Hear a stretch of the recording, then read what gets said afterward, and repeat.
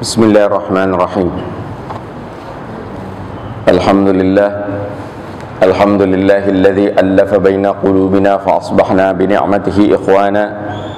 Wassalatu wassalamu ala Muhammadin asrafil anbiya nabiyil mustafa wa ala alihi wa sahbihi wat tabi'in wat tabi'it tabi'in wa man tabi'ahum bi ihsanin wa ala man ittaba'al huda.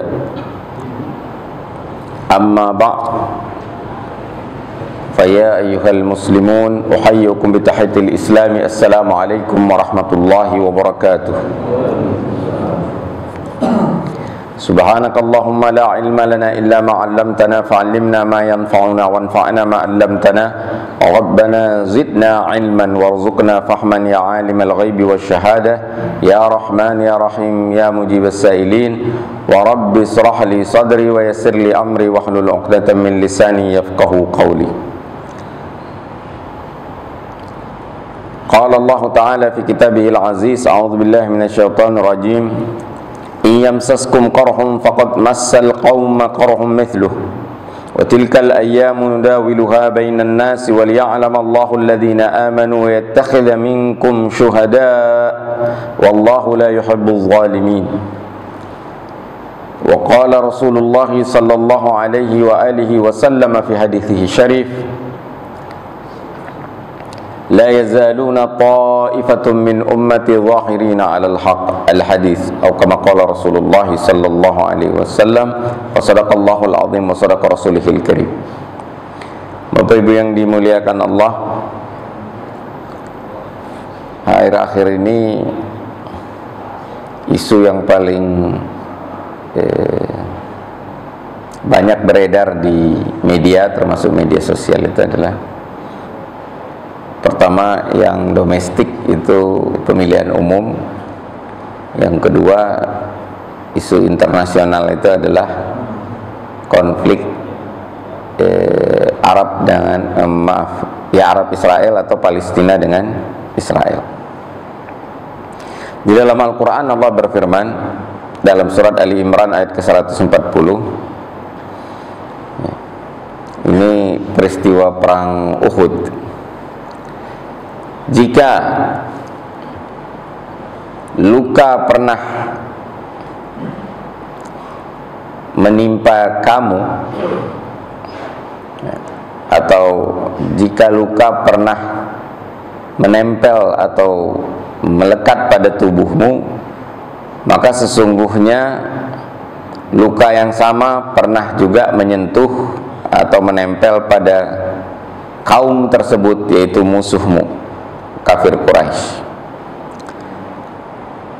Watilkal ayyamu nudawiluha bainan nas, dan hari-hari menang dan kalah itu kami pergilirkan di antara manusia. Dan agar Allah memastikan siapa yang beriman dan siapa yang pantas dijadikan syuhada. Dan Allah tidak menyukai kezaliman. Di dalam hadis, la yazaluna ta'ifatun min ummati zahirina 'alal haqq. Al-hadis, tidak akan pernah hilang dari muka bumi sekelompok kecil dari umatku. Ta'ifah disebutnya ta'ifah. Ta'ifah itu firqah qalilah, bisa disebut, ya, kelompok yang kecil yang selalu berada atau unggul dengan kebenarannya atau di atas kebenaran, tampil unggul alal haq, ya, zahirina alal haq. Nah, ini lanjutan hadisnya itu bahwasanya mereka tidak pernah dapat dikalahkan, tidak pernah dapat dibuat menjadi pecundang, gitu, ya, oleh musuh-musuh mereka yang terus berusaha untuk mempecundangi atau menghabisi mereka. Bapak Ibu yang dimuliakan Allah, isu Palestina ini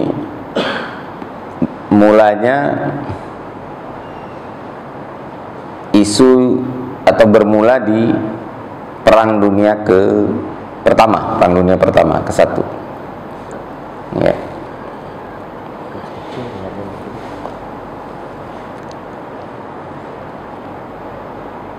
Pada tahun 1897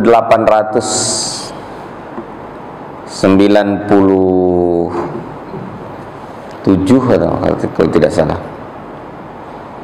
atau sebelumnya lagi, itu ada kelompok Yahudi.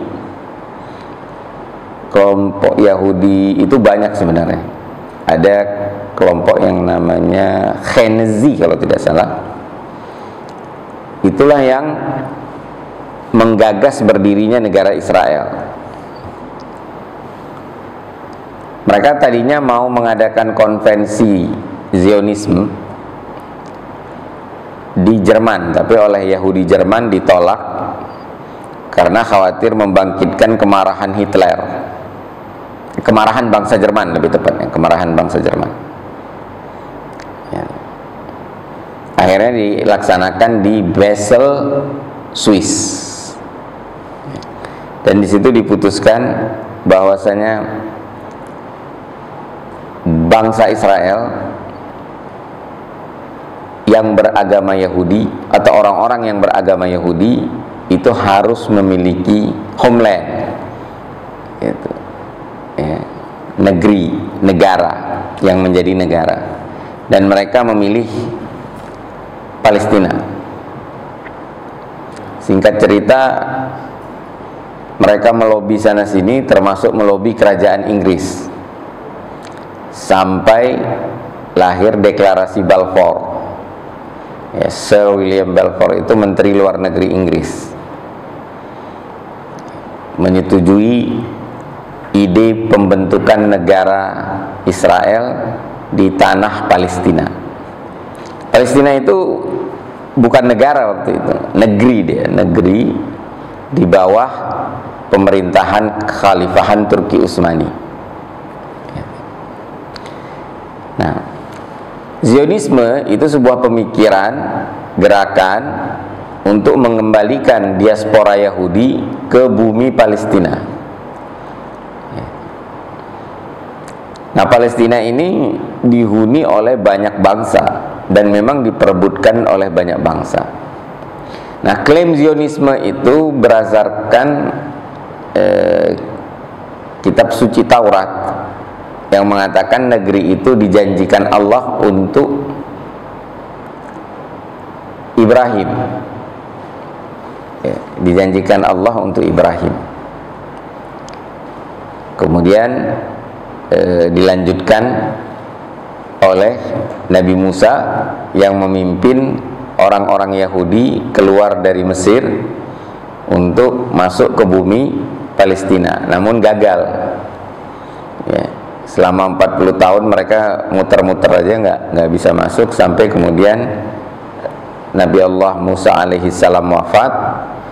Nah, kepemimpinan Bani Israel digantikan oleh lupa saya, Yosua bin Nun kalau nggak salah ya. Baru berhasil kemudian masuk ke Palestina. Tapi setelah itu mereka dijadikan budak lagi oleh bangsa Romawi, sampai kemudian mereka berdiaspora ke Eropa, termasuk Eropa Timur, dan cukup banyak di Eropa Timur gitu. Nah, kemudian yang di Eropa Timur ini terutama kemudian membuat sebuah gerakan yang namanya Zionism, mengembalikan diaspora itu ke sana. Lobinya luar biasa. Sebelumnya mereka melobi Sultan Abdul Hamid dengan sejumlah uang yang waktu itu memang kekhalifahan Turki Utsmani itu dalam kondisi sangat kekurangan, atau bisa dibilang terlilit, atau fiskalnya buruk sekali lah, keuangannya sangat buruk, nggak mampu menggaji pegawai lagi gitu. Nah, itu dijanjikan sejumlah uang sekian juta lira Waktu itu mata uangnya memang lira, sampai sekarang juga Turki itu lira, gitu, sama Itali, gitu. Oleh Zionis Yahudi Theodor Herzl kalau tidak salah namanya, atau Weizmann, saya lupa mana lebih dulu itu. Tapi akhirnya itu ditolak, dan kemudian mereka melobi kerajaan Inggris, diterima, muncul deklarasi Balfour, mulai dipindahkan orang-orang Yahudi itu ke Palestina. Kemudian mereka secara perlahan tapi pasti menggusur penduduk Palestina itu, yaitu orang-orang Arab, baik Arab Muslim maupun Arab Nasrani, gitu. Ya. Nah itu secara bertahap sampai nanti sekelompok garis keras yang namanya Likud, yang kemudian menjadi partai Likud, yang sekarang dipimpin oleh Netanyahu, itu melakukan teror terhadap penduduk Palestina, ya, agar mereka keluar dari bumi Palestina untuk digantikan, dirampas tanahnya oleh orang-orang Zionis, gitu. Mereka melakukan gerakan teror, dan itu tercatat dalam buku sejarah, diakui oleh sejarawan Eropa. Bukti-buktinya banyak, teror, betul-betul teror, sampai terjadi peristiwa Nakbah, yaitu terusirnya 750.000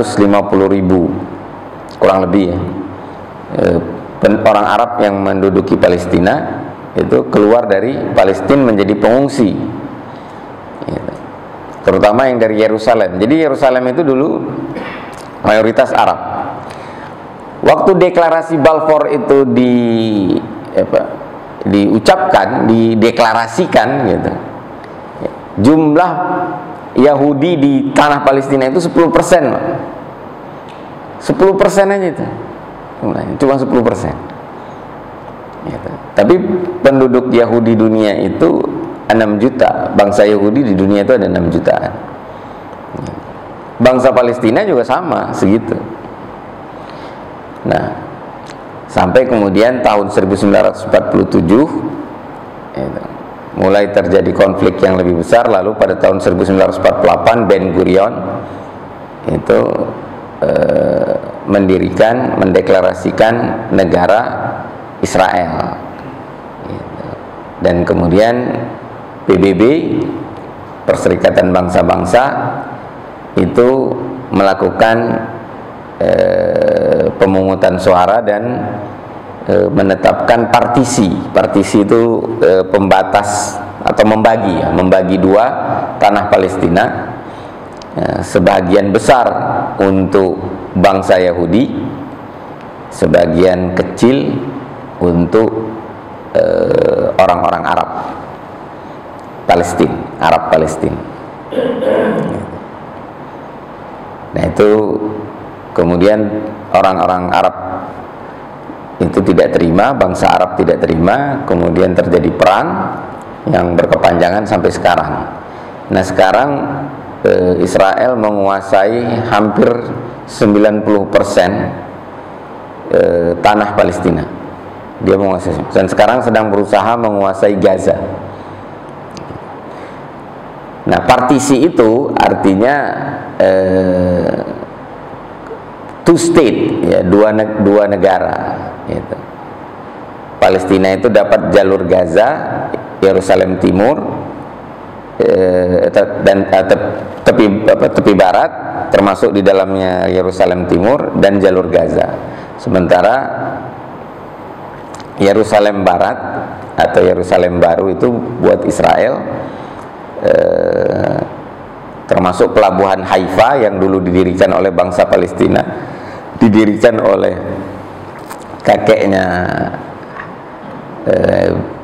Bella Hadid. Bella Hadid itu pragawati Christian Dior, ya, buyutnya yang mendirikan, yang kemudian terusir dari Palestina, gitu. Dan ketika dia membela Palestina, dia dipecat sebagai, atau diputuskan hubungan kontraknya dengan Christian Dior, gitu, yang lebih pro Israel. Nah, bagaimana sikap kita terhadap konflik di Palestina ini? Pertama, Bapak Ibu sekalian, konflik itu keniscayaan. Di mana-mana itu ada konflik. Di Indonesia ada konflik, di mana ada konflik. Kita nggak bisa berusaha untuk menghilangkan konflik, itu nggak mungkin, mustahil. Konflik itu nggak bisa dihilangkan. Kalau saya mengistilahkan itu tak kenal maka tak konflik. Setiap bertemu dua orang pasti ada konflik. Nah, tinggal bagaimana konflik ini dikelola agar tidak berkembang menjadi friksi. Itu kalau sudah jadi friksi ya dikelola lagi, ya, tidak berkembang menjadi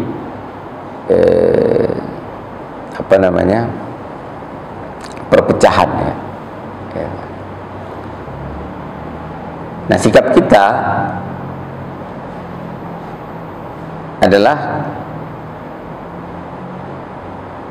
mengatakan secara tegas bahwasanya negara Israel itu illegal state, negara ilegal. Dia dibentuk melalui proses yang licik dan curang, merampas bumi Palestina dari penduduknya yang ada pada saat itu. Mereka tadi menggunakan klaim sejarah, kan? Klaim sejarahnya itu tidak murni sejarah sebenarnya, gitu. Mereka mencampur adukkannya dengan doktrin agama bahwasanya itu bumi yang dijanjikan untuk Bani Israel, ya, melalui Nabi Allah Ibrahim alaihissalam. Padahal Nabi Allah Ibrahim alaihissalam itu bukan Yahudi dan bukan Bani Israel, ya. Ibrahim nanti punya anak Ismail dan Ishak. Ishak punya anak Yakub. Yakub ini nama lainnya Israel. Yakub punya anak 12, salah satunya bernama Yehuda. Nah, jadi Ibrahim bukan Bani Israel. Sampai ditegaskan dalam Al-Quran, a'udzubillahi minasyaitonirrajim, makana Ibrahimu Yahudiyyan wala Nasraniyya walakin kana hanifan musliman wa ma kana minal musyrikin. Bukanlah Ibrahim itu seorang Yahudi, bukan pula seorang Nasrani, tetapi dia seorang yang lurus menyerahkan diri kepada Allah, muslim, dan bukan pula dia orang yang musyrik, menyekutukan Allah. Nah, jadi memang betul Allah menjanjikan bumi itu kepada Nabi Allah Ibrahim untuk anak cucunya yang beragama Islam. Nah, waktu itu bangsa yang menduduki tanah Palestina itu bangsa Kanaan, dan mereka itu penyembah berhala, pagan, musyrik, ya, dipimpin oleh Jalut, ya, sedangkan kaum muslimin dipimpin oleh Tolut. Perang antara Tolut dan Jalut, kemudian Jalut dikalahkan oleh Daud yang merupakan pasukan dari Tolut, yang terkenal dengan pertarungan antara David dan Goliat, gitu. Ya. Nah, kemudian ini menjadi dasar bagi orang Israel mendirikan negara Israel dengan bendera bintang Daud. Padahal lambang bintang Daud itu juga dipakai sebenarnya oleh orang-orang Palestina, gitu, dulunya ada itu situsnya, gitu. Nah, jadi klaim sejarahnya itu sebenarnya bagi kita ya tertolak, gitu. Ya, ini masalahnya jadi masalah klaim agama tapi dimanipulasi. Nah, sebenarnya bangsa Eropa juga nggak suka adanya bangsa Yahudi di Eropa, gitu. Dan untuk mempercepat berdirinya negara Israel, maka dibuat satu situasi. Orang-orang Yahudi itu ditindas di Eropa, di Inggris, di Jerman, apalagi ada Holocaust, di Spanyol, ya, yang kemudian dikenal dengan istilah antisemitism. Satu gerakan, satu gagasan, pemikiran untuk menentang orang-orang Semit. Sebenarnya terkena juga antisemitism itu ke Arab, tapi Arabnya sedikit, gitu. Yang mayoritas yang ditolak itu Yahudi, gitu. Konsentrasi Hitler itu ada Muslim, ada Muslim. Pokoknya semua Semit itu ditolak. Semit itu ya Ibrani dan Arab, ya, Yahudi dan Arab, itu Semit dua-duanya. Nah, jadi negara itu yang sekarang ini berdiri mayoritas itu adalah didasarkan nasionalisme, berdasarkan peta teritorial penjajah. Ya, Mesir dijajah Prancis, Indonesia dijajah Belanda, Timor Leste dijajah Portugis, Lebanon dijajah Prancis, Palestina dijajah oleh Inggris. Jadi berdasarkan peta penjajah. Nah, nation state yang berdasarkan nasionalisme ini dalam sejarahnya itu dibangun dengan semangat menolak religion state. Yang dulunya Roma itu religion state, tapi ditekan sedemikian rupa sehingga Roma itu tinggal sebesar kota Vatikan mini, gitu. Walaupun punya pengaruh terhadap 2,3 atau 4 miliar, ya nggak sampai lah 2 miliar, kurang 2 miliar umat Katolik, ya berpengaruh juga ke Protestan sedikit. Tapi negaranya udah kecil banget, itu negara kota aja Vatikan. Itu religion state ditolak. Inggris yang dulunya religion state, Anglikan, yang rajanya sampai sekarang itu harus dilantik oleh Paus juga sebenarnya, tapi Canterbury. Begitu juga Yunani, ya, Bizantium itu juga religion state, gitu. Nah, negara-negara yang ada di Nusantara itu religion state, negara Hindu dan negara Islam dimulai dari Demak, atau kerajaan Islam dimulai dari Demak, gitu. Begitu juga di India, gitu. Ya. Begitu juga di Cina, di Jepang, itu awalnya semua religion state, negara berdasarkan agama. Tapi setelah Perang Dunia Kedua dimunculkan ide nasionalisme, dibentuklah negara-negara berdasarkan nasionalisme, negara bangsa, nation state, dengan peta penjajah, peta teritorial berdasar jajahan, gitu.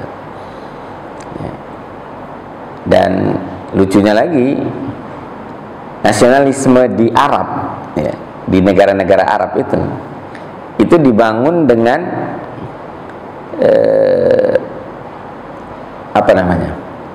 dengan konsep, ya, bahwasanya bangsa Turki itu penjajah, bangsa Inggris itu membebaskan Arab dari penjajahan Turki. Ini penting dipahami. Jadi konsep nasionalisme Arab itu adalah kami pernah dijajah Turki, ya. Dan Inggris serta negara-negara Eropa lainnya, Prancis, yaitu 2 superpower waktu itu, ya. Begitu juga Spanyol, Portugis, Belgia, tapi di Afrika, ya. Itu membebaskan kami dari penjajahan Turki Utsmani. Jadi kekhalifahan Turki itu dianggap penjajah itu, dalam nasionalisme Timur Tengah khususnya, ya. Yaitu mulai dari Irak sampai ke paling ujung Maghrib, Maroko, Aljazair, Tunisia, gitu. Libya, Mesir, itu menganggap Turki itu nasionalismenya, gagasan nasionalismenya itu menganggap itu penjajah. Padahal itu kekhalifahan, pemersatu umat, gitu. Nah, beda dengan nasionalisme di Timur Jauh, ya, itu Timur Dekat atau Timur Tengah, gitu, ya. Timur Jauh itu termasuk Indonesia, Asia Tenggara ini Timur Jauh disebutnya. Nah, nasionalisme di Asia Tenggara, di Asia Selatan, termasuk ya India, gitu, itu justru membebaskan negeri-negeri Muslim dari penjajahan Eropa.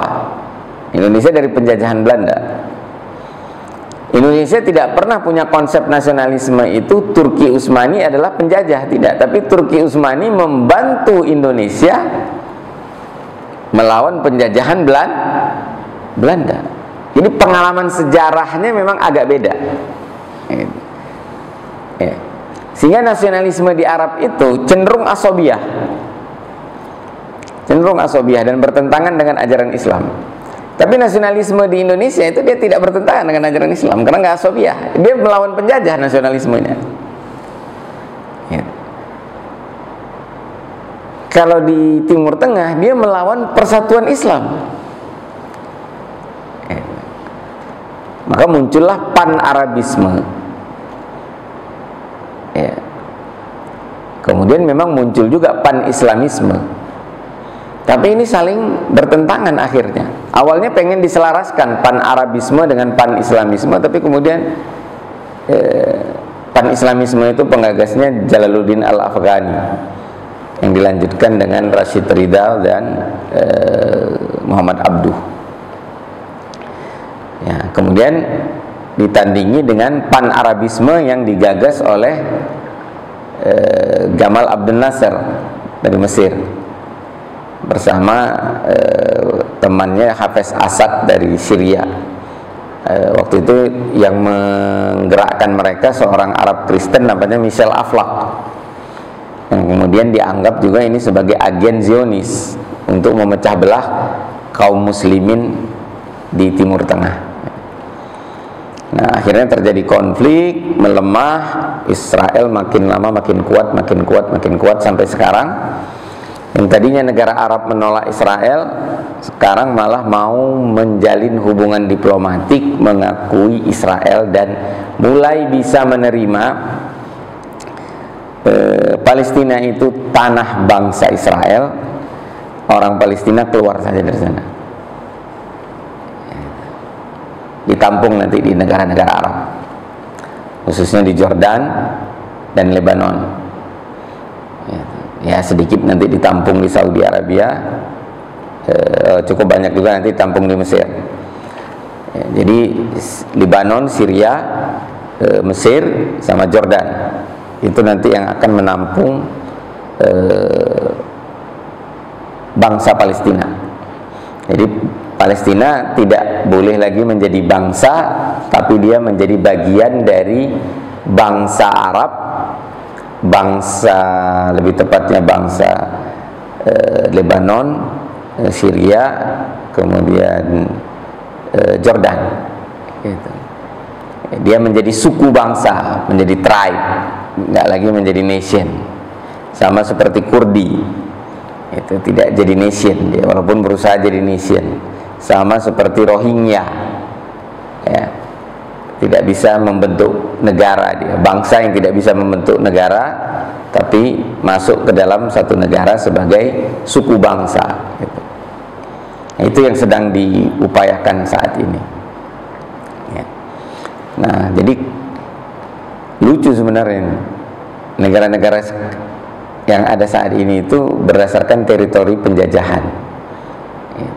Ya, lucunya apa? Lucunya menganggap Turki Utsmani itu penjajah.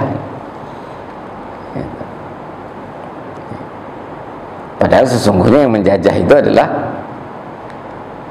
Eropa. Eropa itu bangsa penjajah. Hampir semua bangsa Eropa itu penjajah. Mau Jerman juga penjajah kok. Yang bukan penjajah itu artinya nggak banyak daerah jajahannya, atau bisa dibilang nggak ada, itu negara-negara Skandinavia. Tapi Denmark itu penjajah gitu. Kalau Finland itu nggak, kita nggak tahu apa negara mana yang dijajah Finland, nggak ada ya. Finlandia, Swedia ada negara jajahannya kalau nggak salah. Ya, demikian realitas yang kita hadapi saat ini. Ya, ini kita harus menentangnya. Artinya kita harus tegas sekali lagi mengatakan Israel itu adalah negara Yahudi Zionis zolim ilegal. Ya, itu status yang harus diberikan. ilegal ya. Dia dibangun dengan teror gitu, dan kelicikan penjajah Eropa gitu. Presiden Amerika yang menjatuhkan bom atom di Hiroshima, Henry Truman, itu bingung gitu. Ini gimana caranya memindahkan 7 juta, hampir 7 juta, 6 juta sekian bangsa Arab Palestina untuk digantikan oleh 6 juta, hampir 7 juta bangsa Yahudi. Itu gimana mindahinnya katanya? Pasti berdarah-darah. Ya benar, memang berdarah-darah. Tapi herannya dia mendukung akhirnya. Nah, karena lobby Yahudinya kuat sekali, lobby Zionis lebih tepatnya. Nah ya, kita ini juga penting untuk menentangnya itu dengan menyebut kata Zionis. Jadi yang jahat itu Zionis. Ya. Yahudi banyak yang anti Zionis. Yahudian. Gini nih, tidak semua Yahudi itu beragama Yahudi. Not all Jews, ya, Jewish or Judaics. Tidak semua bangsa Yahudi, tidak semua Bani Israel beragama Yahudi. Dan penganut agama Yahudi tidak hanya Bani Israel, bahkan orang Indonesia, tapi mereka merasa Bani Israel. Itu ada beberapa yang penganut Yahudi dan warga negara Israel sekarang ini. Itu ada beberapa. Ya, nanti juga ada yang disebut sebagai Yahudi falasa. Yahudi falasa itu Yahudi dari Afrika, orang hitam, negro. Dan mereka jadi agak kelas 2 itu. Dan negara Israel itu negara apartheid. Bukan sekedar diskriminatif. Kalau apartheid itu dia mengenal secondary citizenship, ya, warga negara kelas 2. Dulu di Afrika Selatan itu, orang kulit putih warga negara kelas 1 memiliki banyak sekali privilege, sedangkan orang-orang berkulit hitam itu menjadi warga negara kelas 2. Gitu. Hak-hak dasarnya dipenuhi tapi tidak punya hak politik, itu dirampas dan lain sebagainya. Ya, kemudian ditindas, kemudian didiskriminasi. Apartheid pasti diskriminatif, tapi diskriminasi belum tentu apartheid. Gitu. Nah, Israel itu negara apartheid. Gitu. Jadi tidak berhak itu. Bangsa Yahudi Zionis tidak berhak.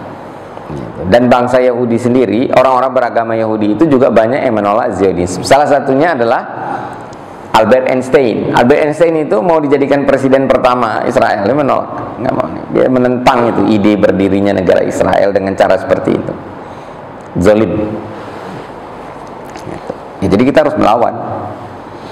Nah, doktrin melawan itu dibangun oleh Bung Karno, ya, dan kuat sekali tertanam di Kementerian Luar Negeri Indonesia. Itu dari zaman Bung Karno sampai sekarang zaman Pak Jokowi, Menteri Luar Negerinya Retno Marsudi, sebelumnya zaman Pak SBY, ya, Hasan Wirahyuda, Martina Talegawa, itu semua keras menentang Israel.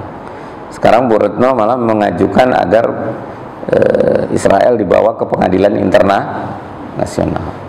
Tapi Indonesia akhir-akhir ini cenderung menerima two nation solution, two state solution.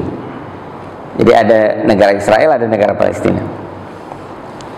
Awalnya bangsa Arab nggak mau, termasuk bahasa Indonesia juga nggak mau. Semua kaum muslimin menolak. Itu hanya boleh berdiri negara Palestina.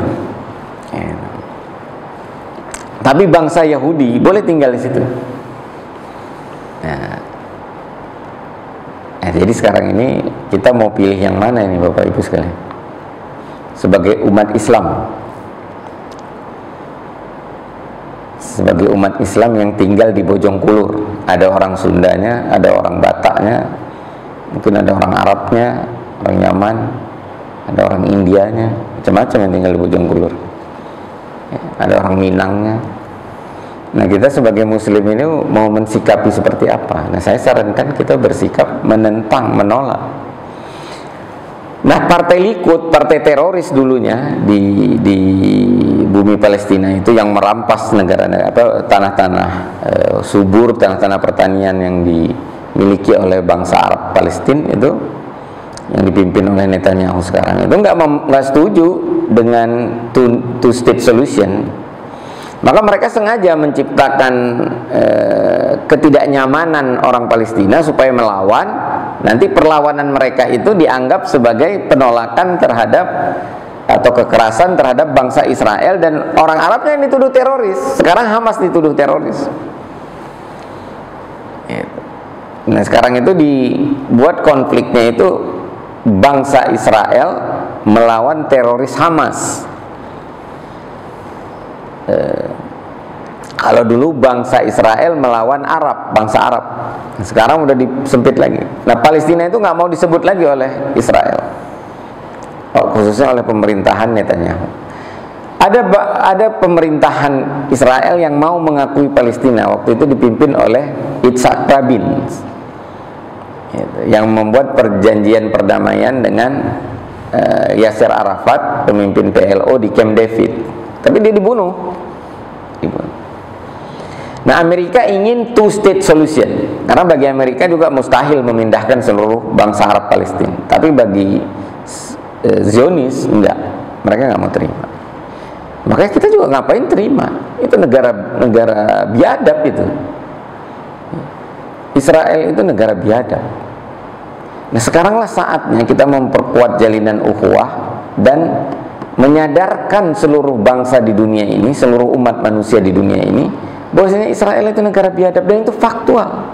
Dan sekarang itu terbuka, lihat bagaimana kebiadaban mereka, dan didukung lagi oleh Amerika.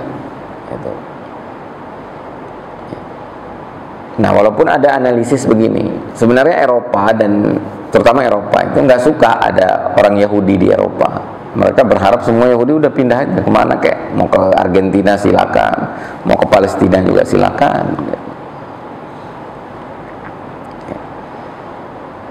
Jadi awalnya itu adalah kebencian negara-negara Eropa Kristen terhadap Yahudi. Awalnya itu sebenarnya pengusiran orang-orang Yahudi dari bumi Palestina itu juga karena Konstantin kemudian menjadi penganut Kristen dan mereka menindas bangsa Yahudi. Nah yang melindungi bangsa Yahudi itu kaum muslimin.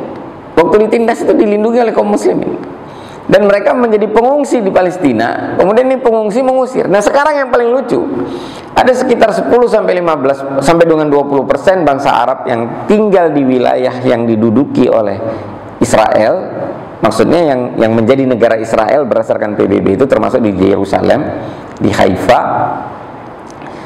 Itu ditawarkan oleh bangsa Israel, oleh pemerintah Israel, Anda mau menjadi warga negara Israel atau mau menjadi permanen residen. Itu penduduk asli yang ribuan tahun.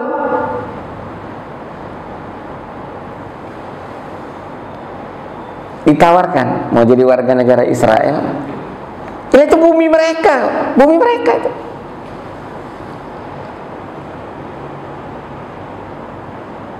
Nah, jadi nanti ketika bumi Palestina itu kembali, kita tidak akan menawarkan kepada orang-orang Yahudi itu, Anda mau jadi warga negara Palestina atau permanen residen. Tidak.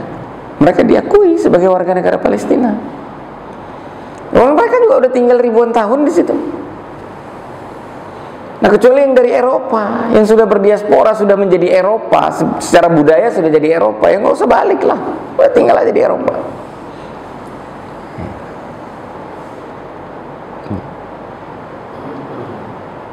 Jadi, tapi memang negara itu dibentuk dengan perang. Tidak ada negara itu dibentuk dengan perang, dan dasar negara itu awalnya semua agama. Nah, tapi sekarang agama itu dianggap berbahaya kalau menjadi dasar negara, akan menyebabkan perang. Ya, perang itu terjadi karena pemaksaan kehendak, bukan karena agama. Nah, maka sekarang dicitrakan khilafah itu imperium yang bengis. Israel, negara kecil yang bengis itu Israel. Yang zolim itu ya Uni Eropa zolim.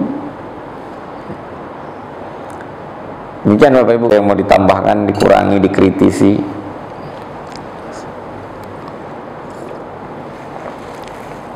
Sekarang lagi perang lagi setelah pembebasan tawanan. Nah, dalam konflik, dalam pertempuran ya, atau peperangan yang terjadi terakhir-terakhir ini, bangsa Palestina itu menang secara opini terutama. Sekarang mulai melek orang itu tentang kebiadaban Israel itu, mulai melek. Dan kemunafikan atau standar ganda dari Eropa itu. Termasuk standar ganda Facebook. Karena kalau kita tulis Hamas, itu pasti akun kita di Facebook itu diblokir. Bukan akun yang diblokir, postingannya. Nanti kalau sering, baru akunnya diblokir. Karena mereka menganggap Hamas itu teroris. Pejuang dianggap teroris. Ya kita juga dulu disebut teroris, ekstremis oleh Belanda gitu. Waktu menjajah mereka. Kita dipaksa mengakui tanah bumi Nusantara ini milik Raja-Raja Belanda, Patrick. Yang waktu itu terakhir dipimpin oleh Wilhelmina waktu menjajah Indonesia. Wilhelmina agak etis dia, apa artinya menerapkan politik etis gitu. Ya tapi tetap aja penjajah gitu. Bukan penduduk yang ribuan tahun tinggal di bumi Nusantara ini.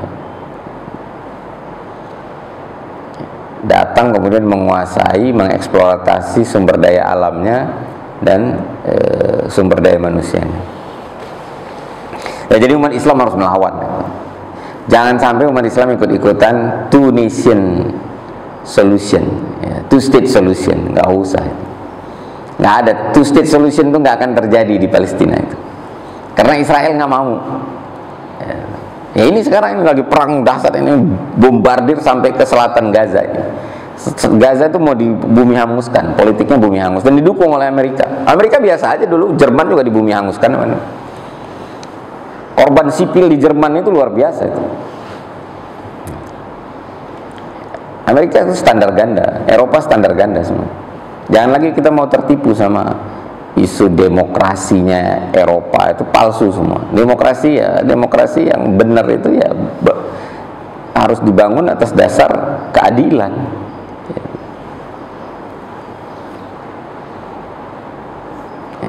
Silakan Bapak Ibu kalau ada yang mau ditanggapi.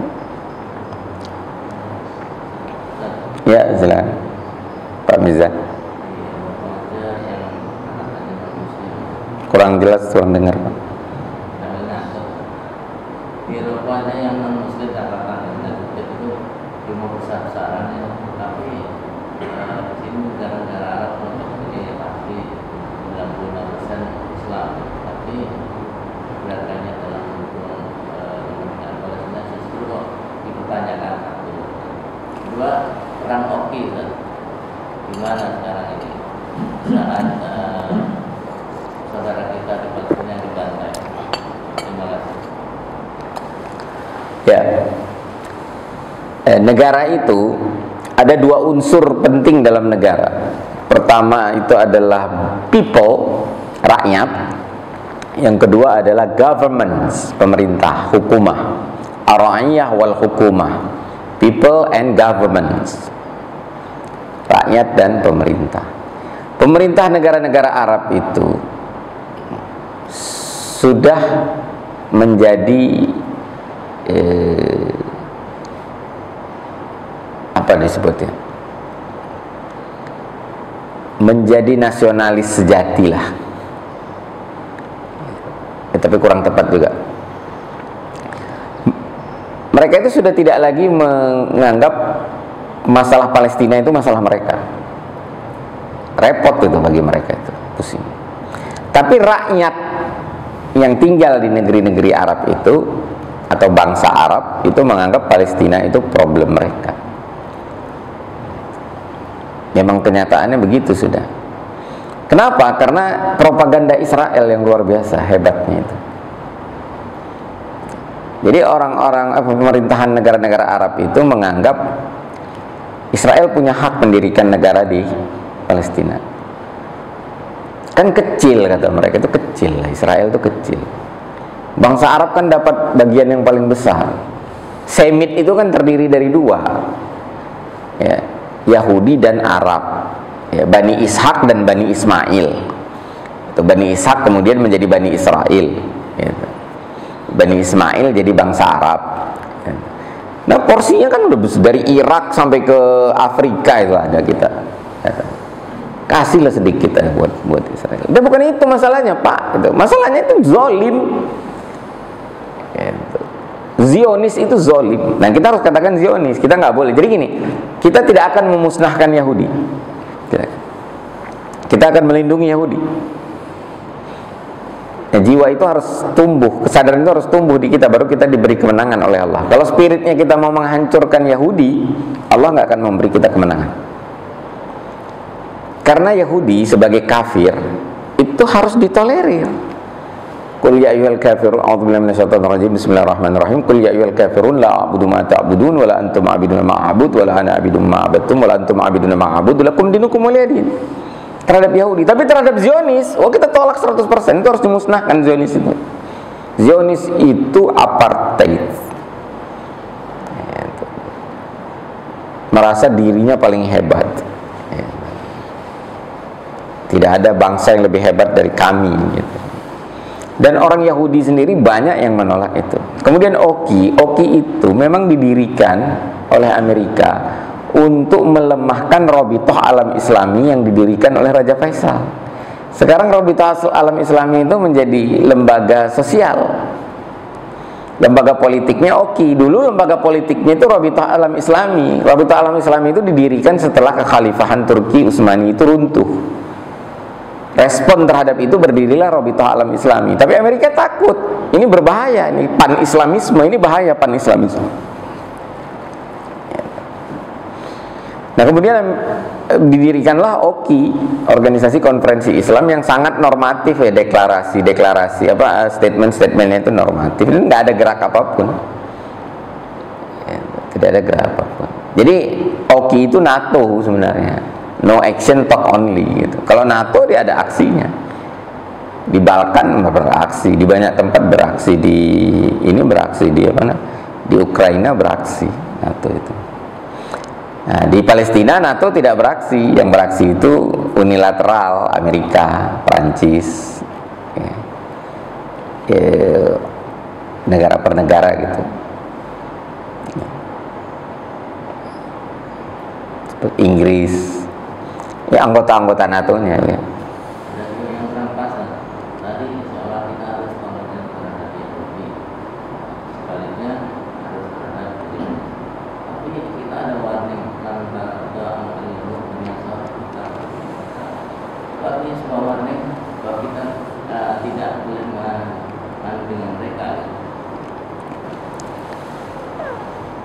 Itu cara pemahamannya Ustadz Mizan itu memahaminya mansuh dong. Lakum dinukum waliyadin itu ayat itu berarti mansuh dengan ayat walantardo. Ayat walantardo itu cuman mengatakan orang Yahudi itu tidak akan ridho sampai kita mengikut milah mereka. Lah kita juga nggak ridho sama agama Yahudi. Emang Pak Mizan ridho sama agama Yahudi?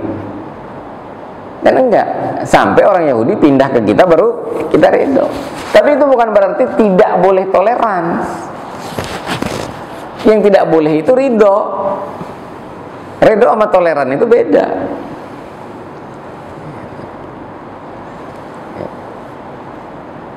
Ya, tidak bisa ayat walantardo itu memansuhkan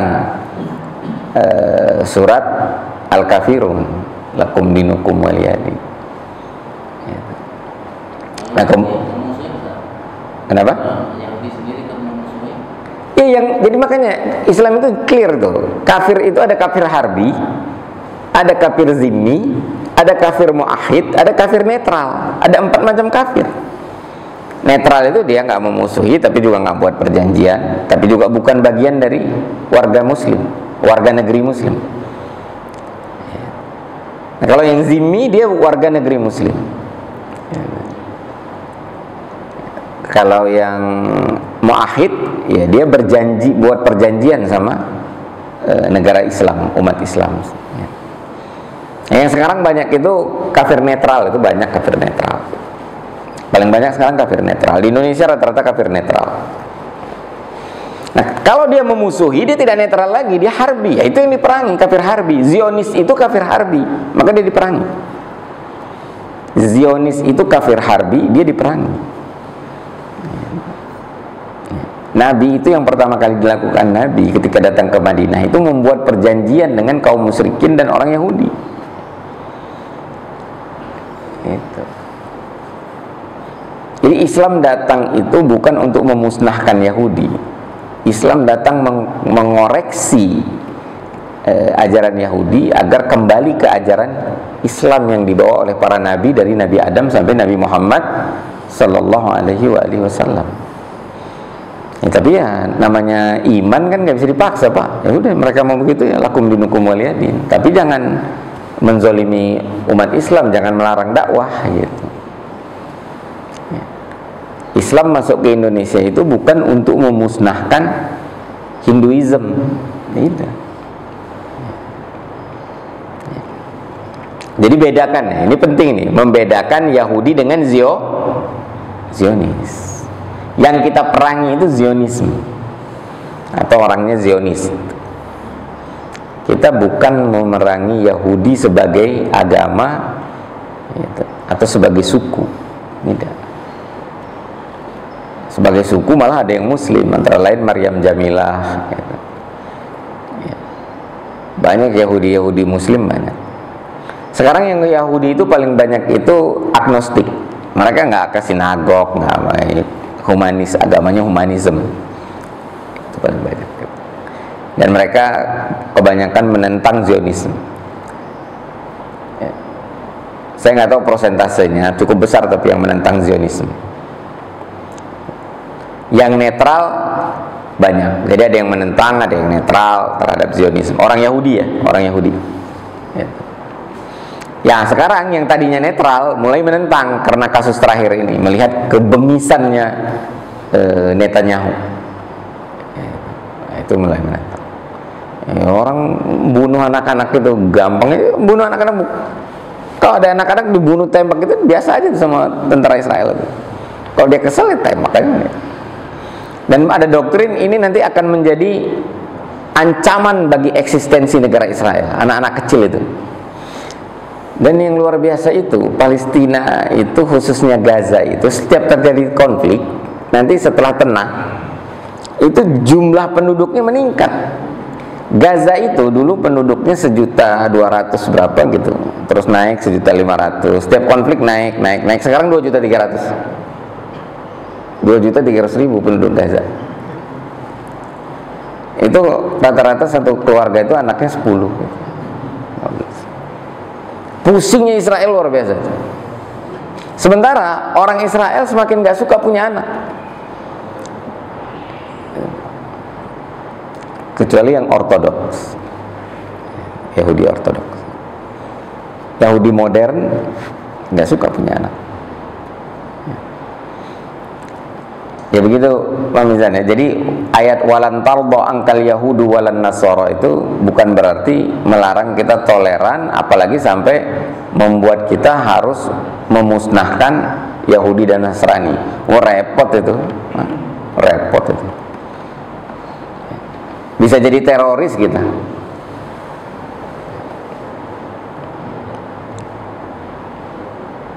Ada lagi Bapak Ibu? Ya silakan. Banyak yang di musuh internasional, khususnya kaum muslim. Tapi kenapa enggak yang di India, di Rohingya, di Cina itu kayaknya kurang mendapat perhatian muslim? Iya, kurang.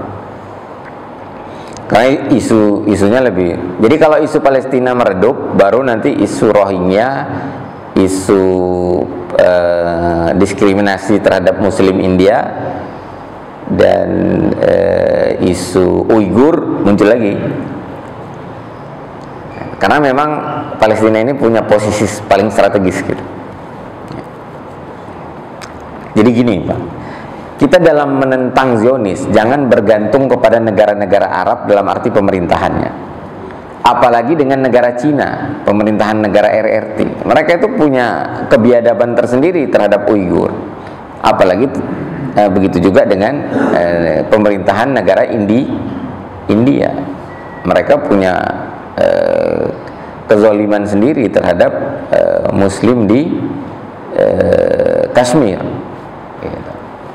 Nggak usah.